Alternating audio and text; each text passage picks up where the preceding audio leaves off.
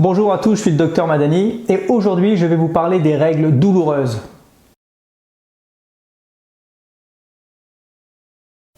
Alors ces règles douloureuses que les plus savants d'entre nous appellent les dysménorrhées primaires sont caractérisées en fait par des crampes douloureuses abdominales en dessous de l'ombilic qui surviennent durant la menstruation sans qu'il y ait de cause bien sûr pathologique sous-jacente. Donc pas de tumeur, pas d'endométriose, pas d'abcès, pas de problème de torsion d'ovaire, etc. Ces douleurs en fait sont directement en rapport avec la contraction utérine très intense. Il s'agit là d'une plainte qui est fréquente puisque la moitié des femmes menstruées connaissent ou connaîtront ces symptômes. Alors, dans cette vidéo, je ne vais pas détailler le traitement médical, mais on peut quand même en toucher un petit mot pour que vous sachiez un petit peu quelle est la prise en charge et comment elle se découpe. Alors, grosso modo, ça se passe en 3 étapes. La première étape, on va essayer les anti-inflammatoires non stéroïdiens, l'ibuprofène, l'acide méphénémique, les 3 premiers jours des menstruations, et on sait qu'il y a une efficacité certaine. Bien sûr, il peut y avoir des effets secondaires, la diarrhée, l'anémie, le rash, toxicité rénale si c'est utilisé trop fréquemment. La deuxième étape ou la seconde ligne, si vous préférez, ça va être la contraception, comme les œstroprogestatifs combinés, les anneaux vaginaux, les patchs transdermiques. Cette contraception sera, selon la tolérance et l'efficacité obtenue, cyclique ou alors donnée de façon continue. Enfin, en cas d'échec de 3 cycles d'anti-inflammatoires et de contraception orale combinée, on arrive finalement, si on ne peut pas calmer la douleur, à la 3e ligne qui est franchement bien plus invasive, avec souvent la proposition d'une laparotomie exploratrice, c'est-à-dire qu'on va proposer d'ouvrir le ventre puis de regarder, de confirmer ou d'infirmer le diagnostic d'endométriose et proposer des traitements variés, pouvant aller jusqu'à l'hystérectomie, c'est-à-dire l'ablation de l'utérus. Alors voilà en gros comment ça se passe. Alors l'objectif de la vidéo aujourd'hui, c'est surtout de vous parler des traitements de support, car certains sont très prometteurs.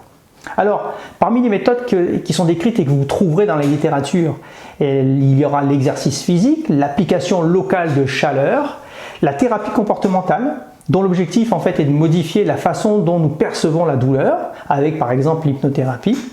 Il y a les méthodes alternatives, l'acupuncture, l'acupression.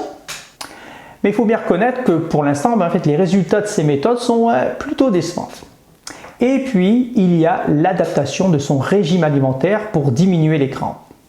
Les scientifiques disent que la vitaminothérapie, vitamine E, B, D, ont une action réelle, efficace, mais sans trop savoir si ces traitements sont sécuritaires. Par contre, ils ont remarqué que la diététique de type vegan avait une action sur les dysménorrhées avec un pourcentage beaucoup plus faible de règles douloureuses dans ces populations-là.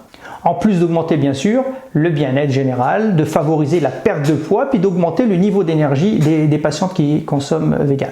De la même façon, dans la diététique basée sur les plantes, la consommation de graines de fenouil, qui est utilisée depuis des millénaires, est aussi efficace que les anti-inflammatoires.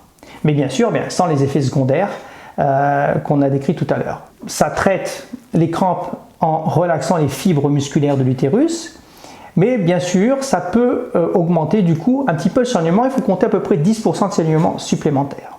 Dans le même ordre d'idée, les scientifiques ont démontré que la consommation de gingembre les 3 premiers jours des règles réduisait les crampes. Et ce qui est génial, c'est que ça marche de mieux en mieux les cycles suivants.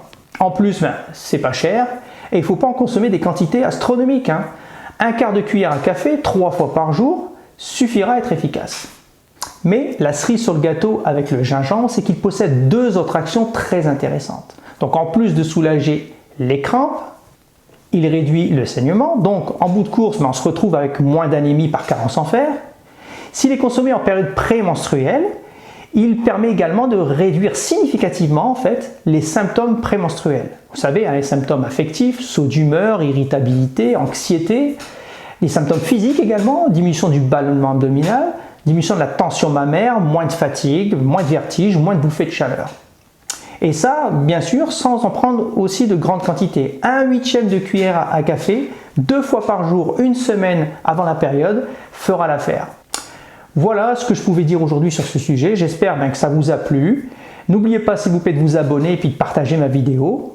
Pour ma part, je vous dis à très bientôt. Bye!